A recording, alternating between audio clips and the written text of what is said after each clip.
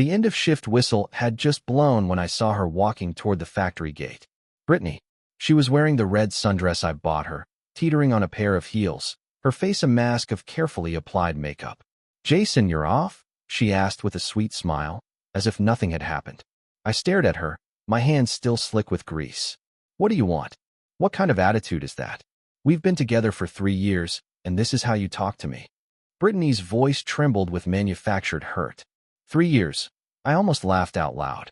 Last night, I'd come home at 11 after a double shift to find her wrapped around my supervisor, Luke Johnson. The same Luke who loved to throw his weight around on the factory floor was in my living room, kissing my girlfriend. "Where's Lily?" I asked, ignoring her question. Her eyes darted away. "She's at home, sleeping." "Jason, can we just talk about yesterday?" "Nothing to talk about." I pushed past her and started walking home. Brittany hurried to keep up. "Please, just listen. Luke was drunk, I was drunk. It didn't mean anything." "Didn't mean anything?" I stopped and spun around to face her. "You were half undressed. That doesn't count as anything?" Brittany bit her lip, tears welling in her eyes. "Jason, I know I messed up. Can't we just start over? For Lily, for our family. For Lily." Lily wasn't even her daughter. I was the one who found the abandoned baby girl outside the factory gates 3 years ago. Brittany had agreed to help raise her, and now she was using the kid as a shield. "Get lost," I said and kept walking. Back at our apartment, Lily was awake, sitting on the threadbare sofa with her building blocks. The moment she saw me, she scrambled to her feet and ran into my arms. "Daddy." "Hey, sweet pea. You hungry? Daddy will make you some food." I lifted her, and the anger that had been simmering inside me instantly cooled. This little girl was my entire world. "Daddy, why was Brittany crying?" Lily asked in her small, melodic voice. I paused for a beat. "She's not going to be coming around anymore." "Why?" "Because she's not a good person." Lily nodded as if she understood. I made her a bowl of mac and cheese, but I had no appetite myself. Staring around at the cramped, run-down rental, I felt the urge to leave this place for the first time. This town was too small, a web of familiar faces and gossip. The story about me, Brittany, and Luke would be all over the plant by tomorrow. I didn't want Lily growing up in that kind of environment. More than that, I was just done. Done with the 12-hour shifts. Done with the condescending smirks from guys like Luke. Done with coming home to whispers and drama. I was only 25. Was this really all my life was going to be? "Lily, how would you like to see the world?" I asked, stroking her hair. "Really?" Her eyes lit up. "Are we going on a vacation, Daddy?" "Not a vacation. We're moving," I said, my voice serious. "We're going to leave this place and start over somewhere nobody knows us." Lily tilted her head, thinking, "Can we come back?" "No, we're not coming back." "Oh, okay." She wrapped her arms around my neck. "As long as I'm with you, Daddy, I'll go anywhere." Her words nearly broke me. This 5-year-old girl was the only person on earth who trusted me completely. My resolve hardened. Tomorrow, I'd hand in my resignation, pack our bags, and get Lily the hell out of here. As for where we'd go, I hadn't figured that out yet, but it had to be far away from this town that made my stomach turn. That night, I lay in bed staring at the ceiling. My phone buzzed repeatedly with texts from Brittany. "Jason, I'm so sorry. I know I messed up. Luke just told me it's over. He was never serious about me. Are you really throwing away 3 years just like that? Please, for Lily's sake, just give me one more chance." I didn't bother reading them all. I just deleted the thread and blocked her number. Some people, some mistakes, you don't get a second chance from. I've never been the kind of guy to second-guess myself. Once I decided to leave, there was no looking back. The next morning, I didn't go to the plant. Instead, I took Lily to the Target on the edge of town. If we were starting a new life, she deserved some new clothes. "Daddy, no work today?" Lily asked, swinging my hand. "No more work, sweet pea. Not here, anyway." I knelt down to look her in the eye. "We've got a big city, a place with lots of cool things to see." "For real?" she squealed, hopping up and down in the kids' section. I picked out a half-dozen colorful dresses for her, watching her twirl around in front of the mirror. A sense of deep satisfaction washed over me. I'd been so focused on saving every penny that I'd barely bought her anything new these past few years. I felt a pang of guilt for that. "Daddy, do you like this one?" she asked, spinning in a pink dress that looked like it belonged to a princess. "I love it. You're the prettiest girl in the world." Just then, A familiar voice cut through the air. Jason Roberts. What are you doing here? I turned to see Luke Johnson, the 30-something supervisor with his greasy comb-over and smug expression. Last I checked, it's a free country, I said coldly. Luke glanced at Lily, then at the shopping bags in my hand. What's all this? Brittany was crying her eyes out all night. Can't you just cool off and give her a break? What's it to you? What do you mean, what's it to me? Luke's face tightened. Brittany's my woman. He stopped, realizing his mistake, and his expression soured. I let out a short, harsh laugh. Your woman? Fine. Then you take care of her and tell her to stop bothering me. Roberts, don't push it, he snarled, his anger flaring. I've got some pull with the plant. You'd be smart to remember that. Oh, I straightened up to my full height. Is that a threat, Luke? He was a good half-foot shorter than me, but he was used to hiding behind his supervisor title. He made my life hell on the floor more times than I could count. I'm not threatening you, he said, his tone softening as he saw the look on my face. I'm just saying we should all try to be reasonable. I'm perfectly reasonable. I took Lily's hand. Come on, sweet pea, let's go. Wait, Luke called out. Are you really quitting? I ignored him and led Lily out of the store. Back home, I started packing. There wasn't much to take from 3 years of my life here. A few changes of clothes, some important documents, and Lily's box of toys. Daddy, when are we leaving? Lily asked, clutching her teddy bear. Tomorrow. Are we taking a train? A bus. A bus. It's faster. I'd already looked up the route on my phone. There was a direct Greyhound from our town to Columbus. 6 hours. A city that big, I could find work if I was willing to hustle. We'd be fine. That afternoon, our landlord came by. Jason, heard you were moving out, he said. He was a decent guy in his 50s who'd always been fair with us. Yeah, leaving tomorrow. I handed him the month's rent. The extra can cover the deposit. He didn't take the cash. What's the rush, kid? You and Brittany have a fight. Some things you can't come back from, Mike, I said with a weary smile. Just take the money. It'll make me feel better. The landlord sighed. Well, a young guy's got to make his way. Just be careful out there, especially with the little one. I will be. Later that evening, I was making dinner when the doorbell rang. I opened it to find Brittany. Her eyes were red and swollen from crying. Her best friend, Eleanor, stood behind her for support. Jason, can we please just talk? Brittany's voice was weak. We have nothing to talk about. I started to close the door. Eleanor stuck her foot in the way. Jason, that's enough. Brittany has been begging you for days. Begging me? I scoffed. Begging me for what? To forgive her for cheating on me. Can't you be the bigger person here? Eleanor said, as if it were the most obvious thing in the world. Men are supposed to be forgiving. Besides, Luke's got his life together. It's normal for Brittany to get a little confused. I was so stunned I actually laughed. So that was their logic. Cheating was excusable if the other guy was a better prospect. Lily, come here. I called my daughter over to my side. I want you to remember what they're saying, and I want you to promise me you'll never, ever grow up to be like them. Lily nodded obediently. Brittany finally broke. Jason, don't be so cruel. I gave you 3 years of my life. Gave me. I found that hilarious. Every dollar you spent these last 3 years, I earned. I'm the one raising Lily. What exactly did you give me? I was here with you, she stammered, tears streaming down her face. I have a college degree. Do you know how hard it was for me to stay in this deadened town for you? Well, you're free now, I said coldly. You don't have to lower yourself anymore. With that, I slammed the door shut, ignoring their shouts from the hallway. Early the next morning, I carried our bags and Lily out of the apartment for the last time. The Greyhound station was crowded and chaotic. I bought 2 tickets to Columbus. Daddy, are we really never coming back? Lily asked, her face pressed against the window, watching the familiar streets slip by. Never. I stroked her hair. There's a better life waiting for us up ahead. As the bus pulled away, I watched our small town shrink in the rearview mirror. It held so many bitter memories. From now on, I was building a new future for Lily. 6 hours later, we arrived in Columbus. It was the biggest city I'd ever been in, a forest of skyscrapers and a river of traffic. Wow, the buildings are so tall, Lily gasped, her nose glued to the glass.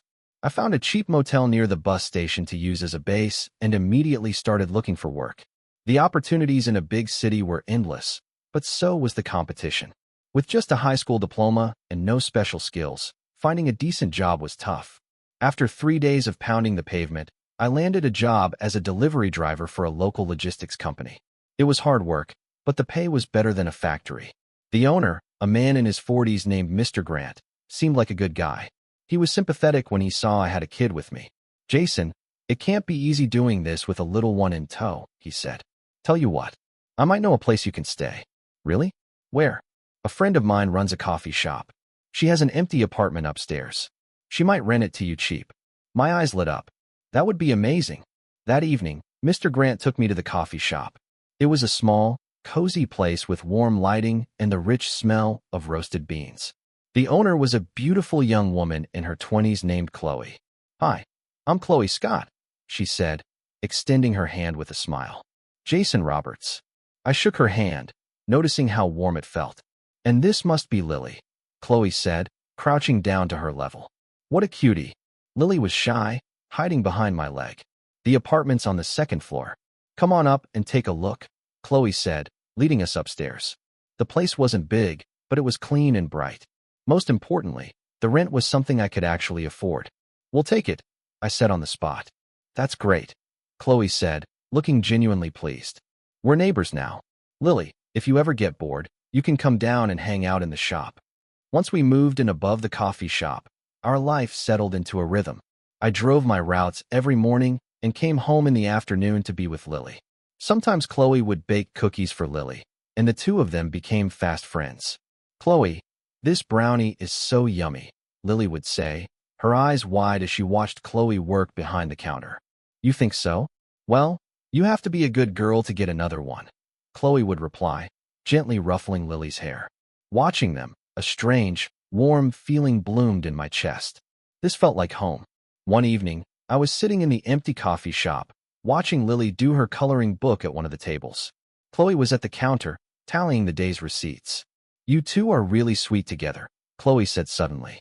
"Lily's not my biological daughter," I said, deciding to just be honest. "I found her 3 years ago." Chloe looked surprised. "You found her?" "Yeah.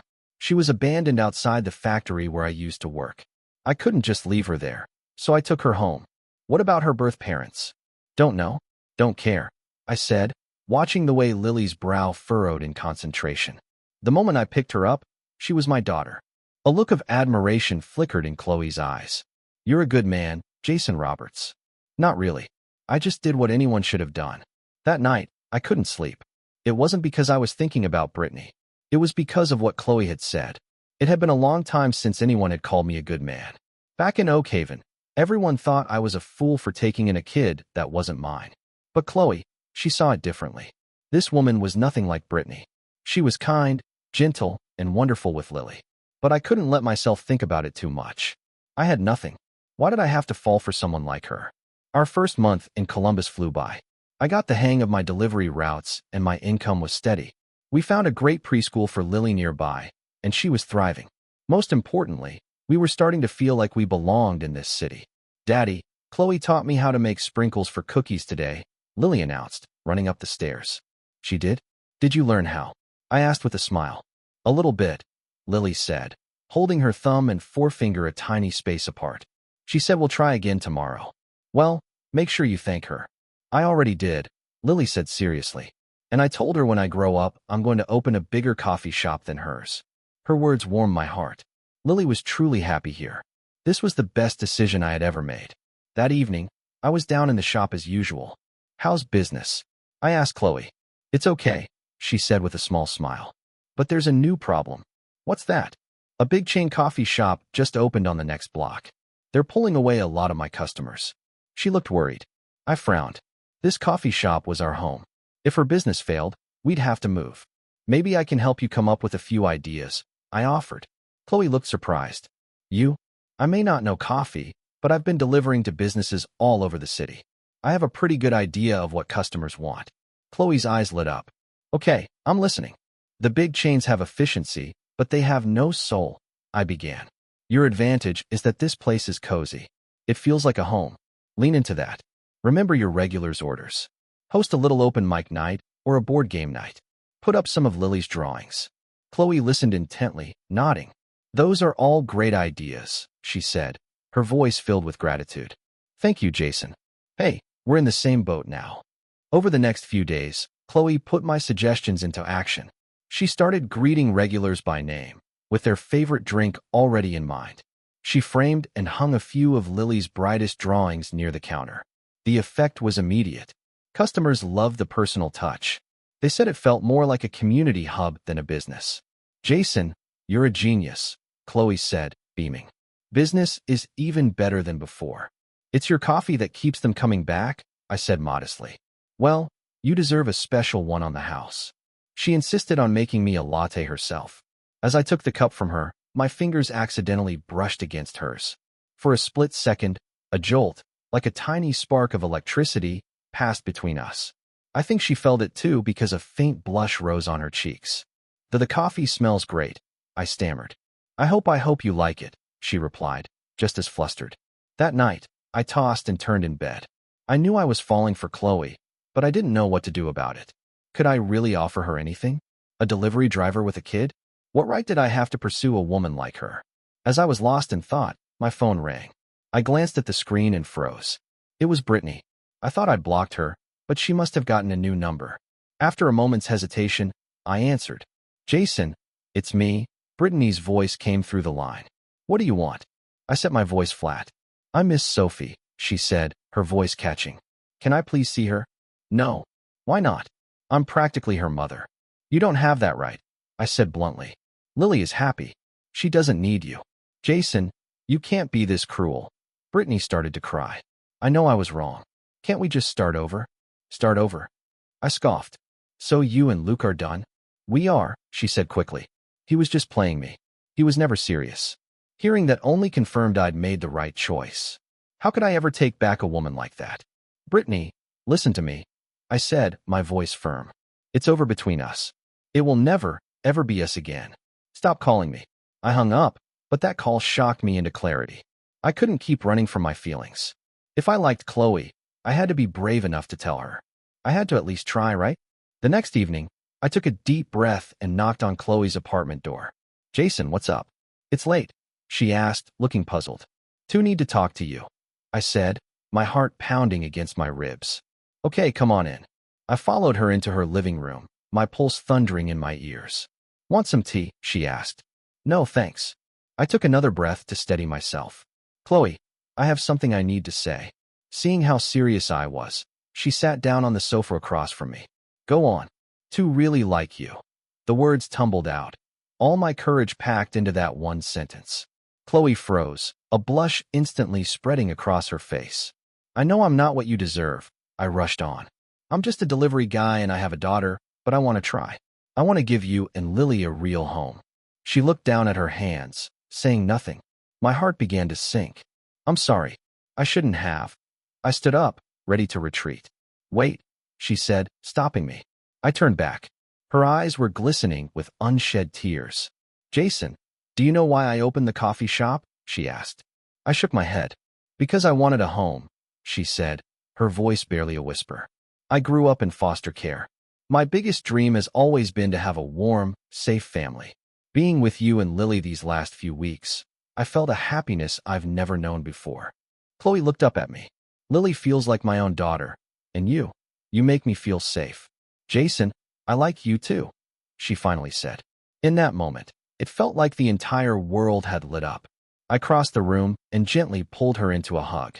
Thank you for giving us a chance, I whispered into her hair. You're the ones who gave me a home, she murmured into my shoulder.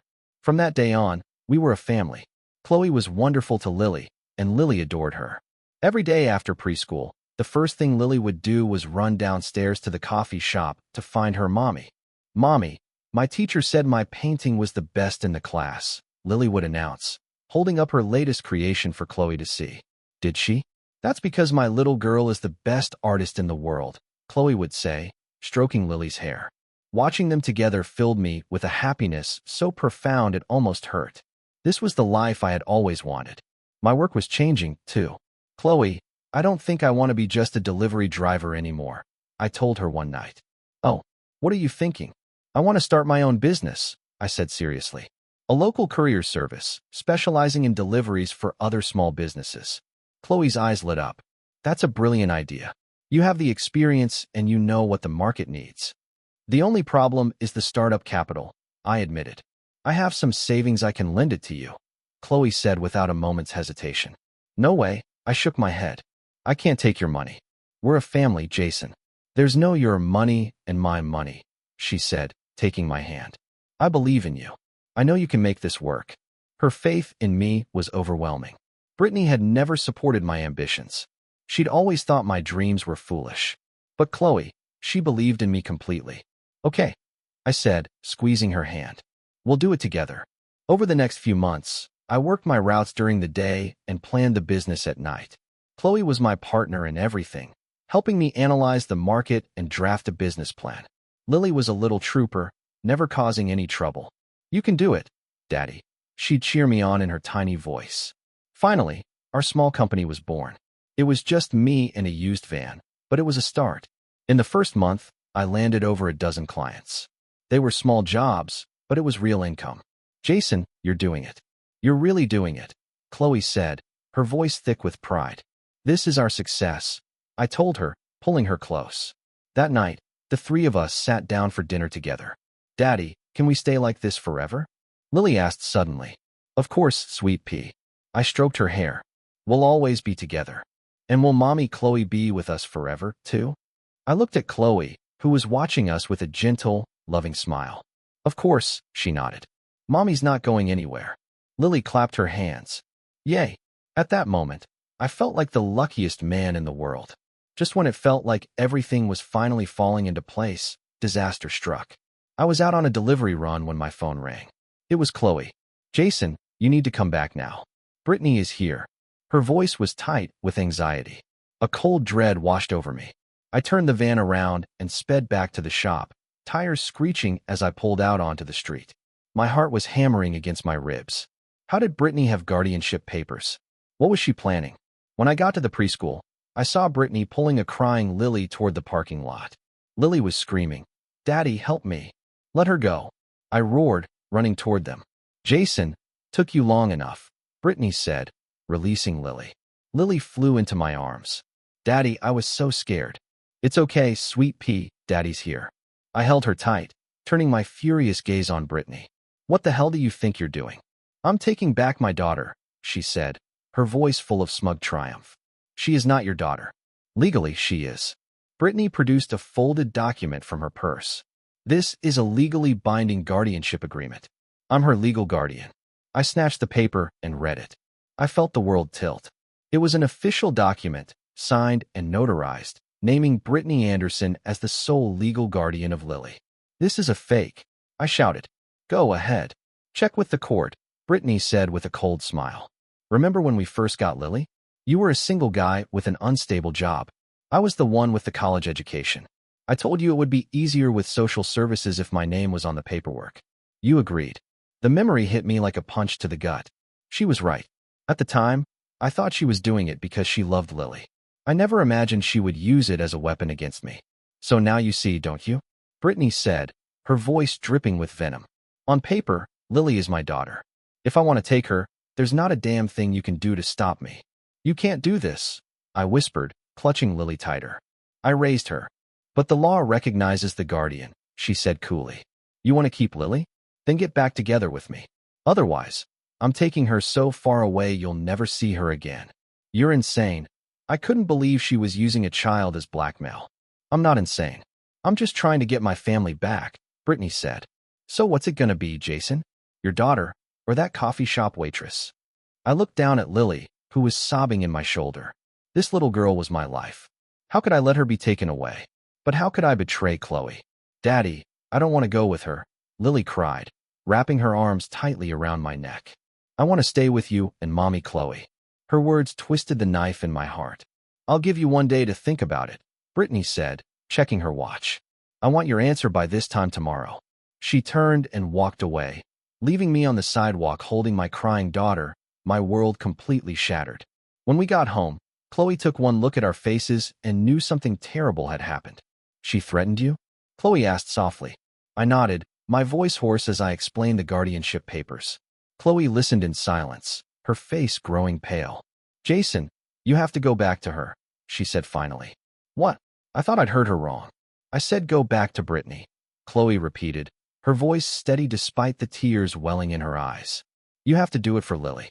No, I'm not leaving you, I said fiercely.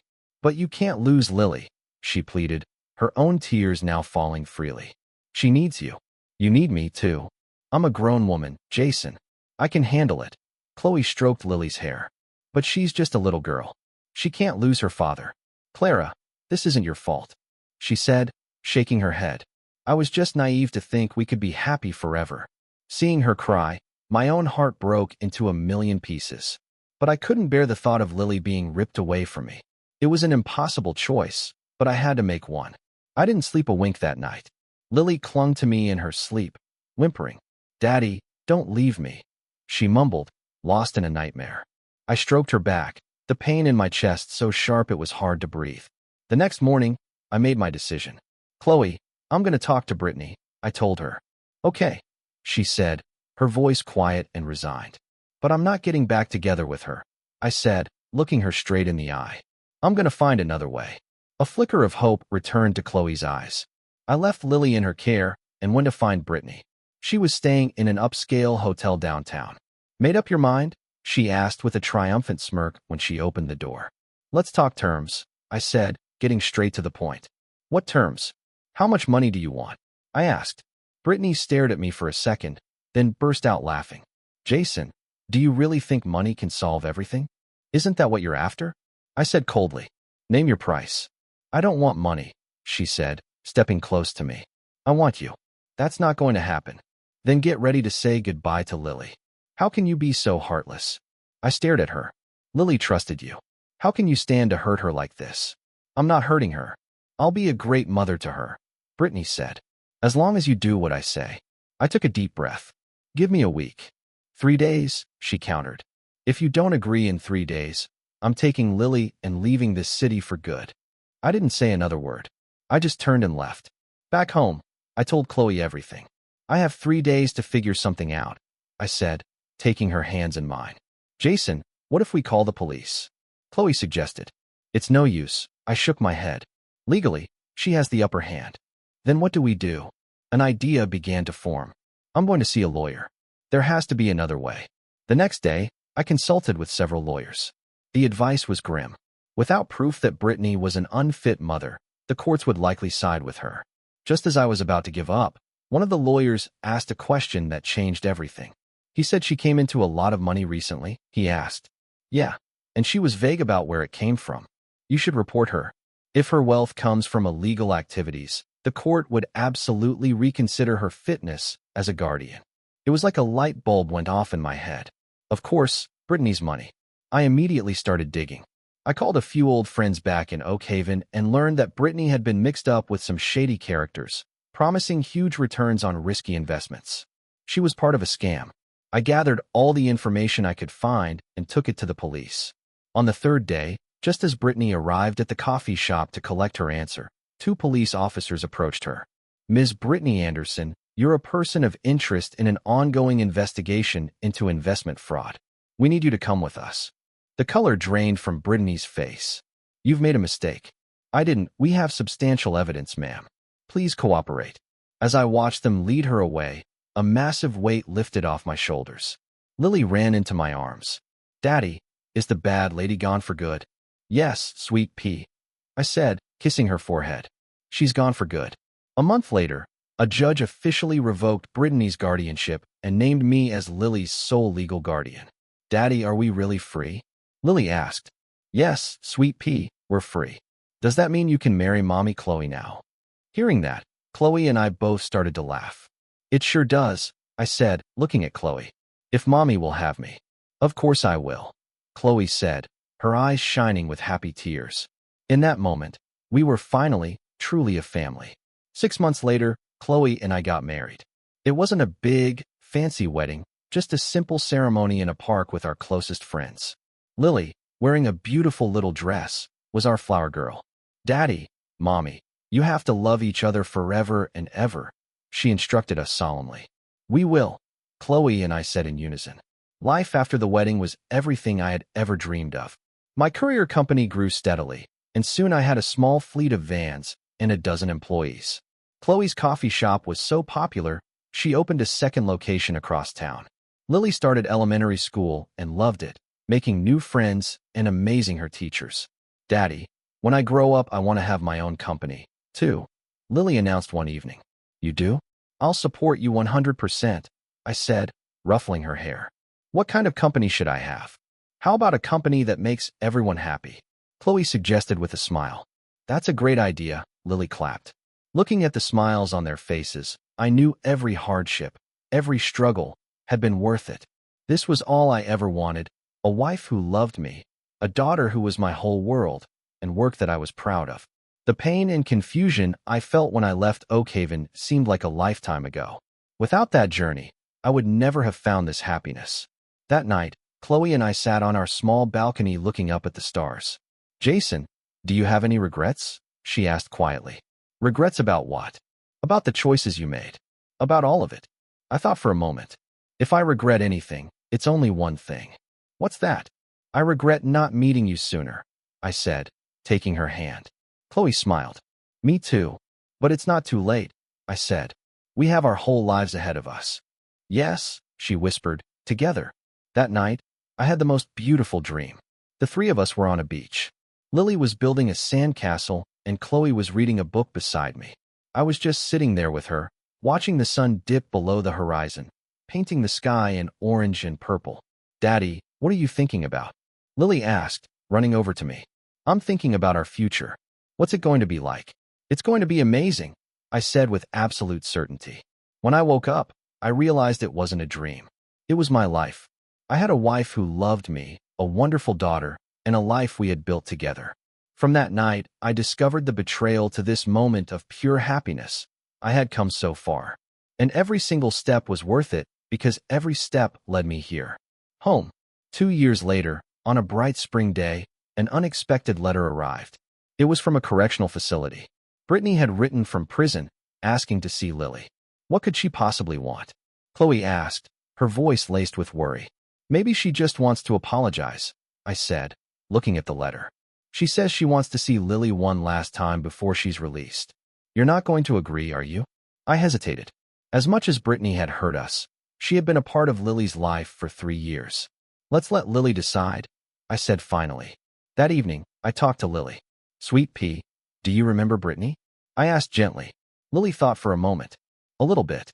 The lady who used to live with us." "That's right. Well, she wants to see you. Would you be willing to do that?" She tilted her head, thinking for a long time. "Will she try to take me away again?" "No, I promise you. She can't do that anymore." "Then okay," Lily nodded. "But you and Mommy have to come with me." "Of course we will." A week later, we found ourselves in the visitation room of a state prison. Brittany looked worn down. She was much thinner, and there were streaks of gray in her hair. The moment she saw Lily, her eyes filled with tears. "Lily, you're so big," she choked out. Lily was a little scared, hiding behind my leg. "Lily, I wanted to say I'm sorry," Brittany said, her voice cracking. "I did a lot of terrible things. I hurt you, and I hurt your dad." Lily didn't say anything, just held my leg tighter. "Are you happy?" Brittany asked. "Very happy," Lily whispered. "I have a mommy and a daddy and lots of friends." "That's good." A teary smile touched Brittany's lips. "Lily, you have to promise me you'll always be happy, okay?" "Okay," Lily nodded. "And listen to your mom and dad. Study hard in school." "I will." Brittany then looked at Chloe and me. "Thank you for giving her a real family. It's what she deserves." "It's in the past," I said calmly. "Can you forgive me?" I thought for a moment. "I forgive you. But that doesn't mean I'll forget, understand?" She nodded. "I just want you all to be happy." On the drive home, Lily asked me, "Daddy, why did Brittany say sorry?" "Because she did something wrong," I explained. "And when people do wrong things, they have to face the consequences, and they have to apologize. So if I do something wrong, I have to say sorry too?" "That's right." "Okay, I get it," she said seriously. Life returned to its peaceful rhythm after that visit. But the experience taught me something. Forgiveness isn't for the other person. It's for you. Only by letting go of the hate can you truly move forward and embrace the future. Another year passed. My company became one of the most reliable local logistics services in the region. Chloe's coffee shop empire continued to grow. Lily was thriving in second grade, a bright and happy girl. "Daddy, are we the happiest family in the world?" she asked me one day. "I think we just might be," I said with a smile. "Will we be this happy forever?" "We will," I said with confidence. "As long as we love each other, we'll always be happy." "Then I'll love you and Mommy forever," she said, throwing her arms around my neck. "And we will always love you, sweet pea." That night, I stood on our balcony, looking out at the city lights. 5 years ago, I had arrived here with Lily and nothing else to my name. Now I had a family, a home, and a life beyond my wildest dreams. It was all because of one brave decision: to leave the past behind and build a new future. Sometimes an ending is really just a beginning. When you have the courage to say goodbye to what's broken, the future opens its arms to you. I was so grateful I'd made the right choice, and so thankful for Chloe who had walked this path with me. Our story was still being written, but I knew with a certainty that settled deep in my bones that whatever came next, we would face it together. Because we had love, we had a home, and we had each other. And that was more than enough.